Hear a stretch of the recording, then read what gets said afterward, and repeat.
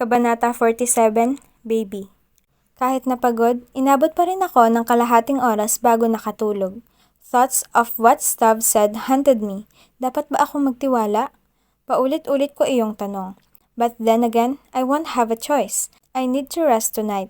Hindi ko man pagkatiwalaan si Stav, bukas ay isasama nila ako sa conference. Nagising ako sa paghawi ng kortina sa aking bintana. Sumilay ang liwanag sa aking nakapikit na mata. Kinusot ko iyon at tinilat. I'm sorry. Stav voice is almost a whisper. Umuga ang kama. Agad akong bumangon at lumayo kung saan siya umupo. May dala siyang isang tray ng pagkain. Matamlay siyang umiti. I told father you're not feeling well so I'm bringing you the breakfast here. We have to get ready for the conference. We'll go there in an hour.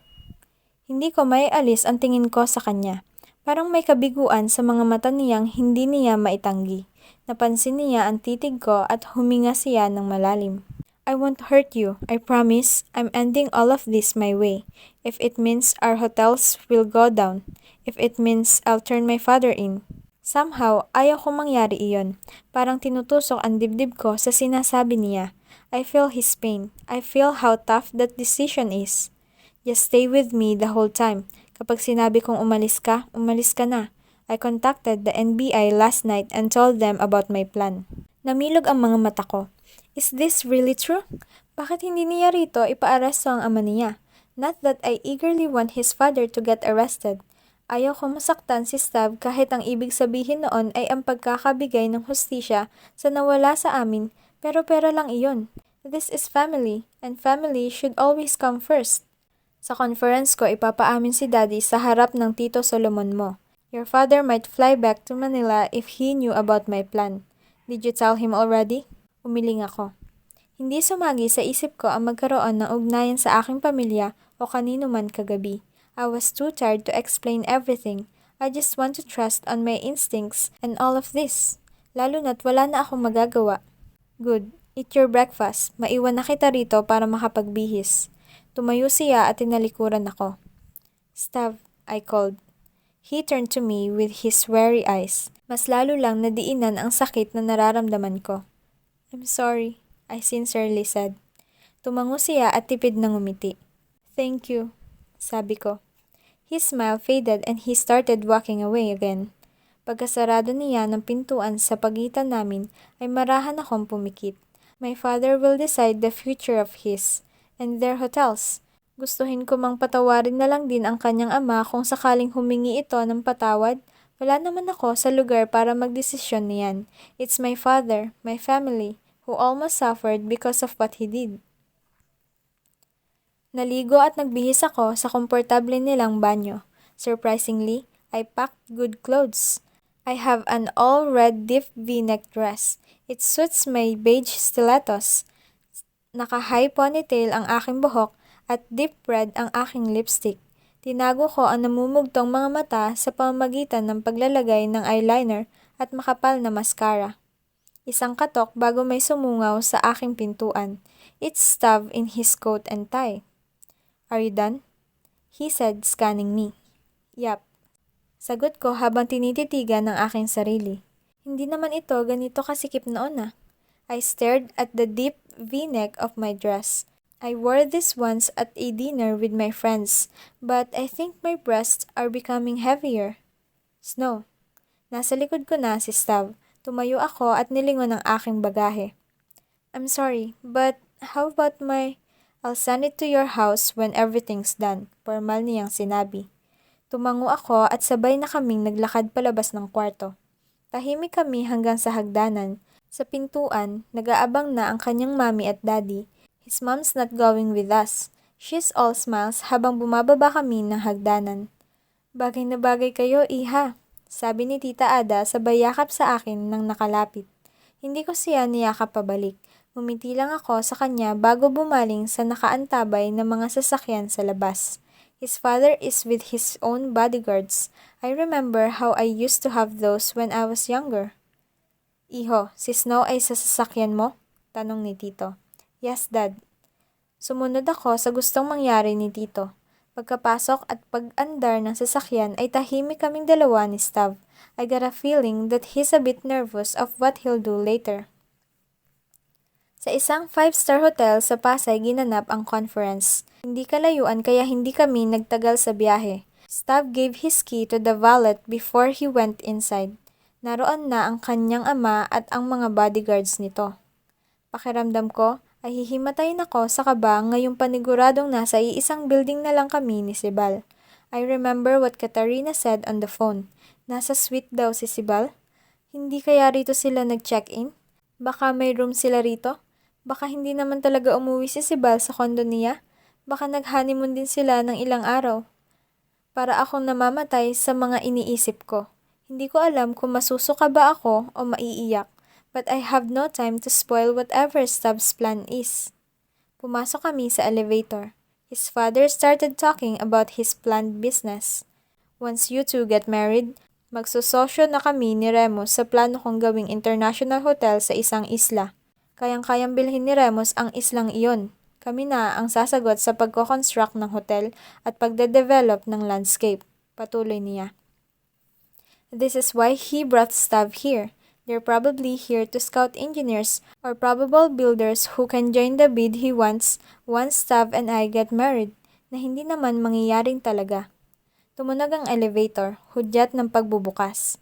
Red carpet floor, flashing of cameras, and people in coat and ties moved towards the hall. May media, may ilang popular na business tycoon, maraming tao. Sa labas pa lang, pakiramdam ko ay hindi na ako makakahinga ng maluwang. A reporter went straight to Stav's father. Natural dahil isa siyang kilalang hotelier. He smiled on the camera as he answered all the reporter's question. Nasa likod kami ni Stav, tahimik na sumusunod sa kanya. Pagkapasok sa hall ay napansin ko agad ang lawak nito. Round tables are spread across the room decorated with a cube base with flowers and succulents. The whiteboard in the front showed a video presentation of different buildings from different engineers. Mas nagmukhang party iyon kesa sa conference. I bet it hasn't started yet. Isang lingon ko sa gilid ay natanaw ko agad si Katarina. Her jet black hair fall just below her shoulders in a half ponytail. Her bronzed skin looked well with her white bodycon dress. Kita ko ang pagkagulat niya sa pagkakakita sa akin. I tore my eyes off her, like I don't really care that I saw her here. Like it's just another day. Si Bal's probably just around. Iginiya kami ng isang usher sa round table na uupuan. Tito Solomon with a couple of old businessmen were already there. Akala ko ay magulat siyang narito ako pero tumayo lamang ang aking tiyuhin sa pagdating ko. Solomon, surprised? Baritonong tawa ni Tito ang sumalubong sa kanya. Para bang ipinagmamalaki nito na kasama niya ako roon. I kissed Tito Solomon's cheek. Hinagod niya ang aking likod bago bumitiw at bumaling kay Tito. Nagkamayan silang dalawa. Ganoon din si Stav sa kanya. My niece is with you, Stav? Malamig na tanong ni Tito. Yes, Tito. Wika ni Stav. Have a seat, Snow. Yaya ni Tito sa akin sa kanyang tabi. Umupo naman ako. I slowly scanned the tables for possible signs of him. When I found the table of Katarina along with 2 other girls and 3 men, I realized si Val's probably with them. Lalo na't halos kaedad niya ang mga iyon. Inalis ko ang tingin ko sa lamesang iyon. Nagsimula na ang session nila sa araw na iyon at may ilang importanteng mga tao na ang nagbigay ng speech. My eyes scanned the every table silently. Nag-uusap si Stav, ang kanyang ama, at ang mga negosyanteng naroon habang iyon ang ginagawa ko pero hindi ko pa rin siya nakita. An hour passed, I am going to conclude that he's not really here.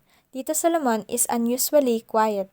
Pakiramdam ko ay may naiisip itong mabuti kaya titig na titig sa mga speakers. Another hour, then the conference took a break. Extravagant snacks were served. Tumayo ako nang tinawag ng daddy ni Stav para ipakilala sa mga taong naroon. Katarina is a few meters away from us, talking to some important people.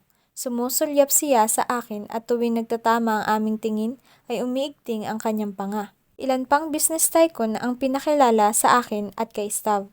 Mas nasa kondisyon si Stav dahil nagagawa niya ang mga itong batiin samantalang parang napapagod na ako sa kakangiti. By the way, I have here also the team who's going to be part of the renovation of our hotel, Gustav. Kapag kinasal na kayo ni Snow, sumulyap si Tito Solomon sa akin. Sila ang mag-a-accommodate sa renovation and hopefully for the 5-star hotel I'm going to build once Ramos buys that island. Katarina's group went up to us. Halos suminghap ako nang nagkaharap kami. Her collarbones showed and her high cheeks more pronounced now that she matured. She smiled at Stav and his dad pero halos hindi niya ako tingnan. Nagtaas ako ng kilay. I don't want her to know how I'm dissecting every bit of her features. Siguro ay ayaw talaga ni Sibal sa mapuputing tulad ko. Come to think of it, I never really know much about his likes. Hindi ko alam sino mga crush niya noon. I was too narcissistic to even think that he's have crushes aside from me. Damn it. Morena iyon. Her long legs must equal the goddesses that he couldn't resist her even after all those years. Pinakilala sa amin ang buong team, but I couldn't hear what the names were, or I care less. Where is Engineer Riago, by the way?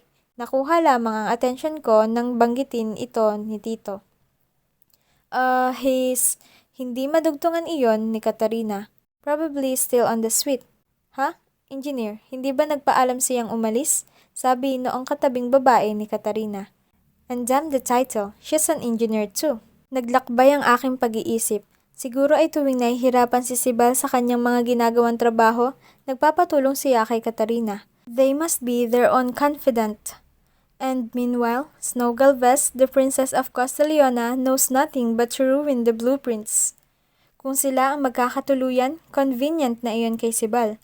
Pwede silang magtayo ng kumpanya. Not that he didn't have one yet. Damn, baka naman kasali siya sa kumpanyang iyon. Ayos lang na Riego dahil si Sibal naman ang head at pwedeng magiging Riego rin naman si Katarina kalaunan. Thoughts of destroying that company enveloped my mind. Kung hindi ko lang pinigilan ang sarili ko, ay baka natiris ko na silang dalawa roon. Nanginig ang aking tuhod habang iniisip iyon. And then, I remember, I'm with child. I can't think negatively. For God's sake, why am I even here? Hindi ako makahinga ng mabuti. Nagbabara ang aking lalamunan at nasa sahig na ang aking mga mata.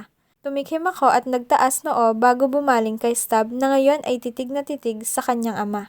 Speaking of Mr. Lagdameo, Engineer Riego is here, a man said as they all turned their gaze at the door.